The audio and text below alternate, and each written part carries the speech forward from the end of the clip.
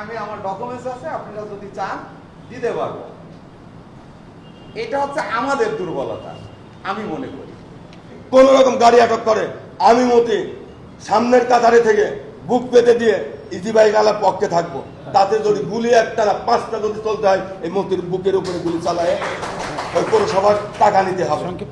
সাংবাদিক যদি আমাদের সহযোগিতা করেন, যেটাকে বলা হয় গণমাধ্যমের চোখ, তাহলে আমরা আনুমানিক 6টা থেকে 8টা স্ট্যান্ড দিয়েছি, যেখান থেকে 4 জন যাত্রী ভরলে ইজি বাইকটা ছেড়ে আসবে। এতে যানজট নিরসন হবে এবং ইজি বাইক যে চালক আছেন তাদের একটা উপকার হবে। উপরটা কি, যখন আমি 2 জন যাত্রী নিয়ে আসি তখন কিন্তু আমার হাজিরি হয় না, কিন্তু যখন আমি 4 জন যাত্রী নিয়ে আসবো তখন আমার আয় বেশি হয়।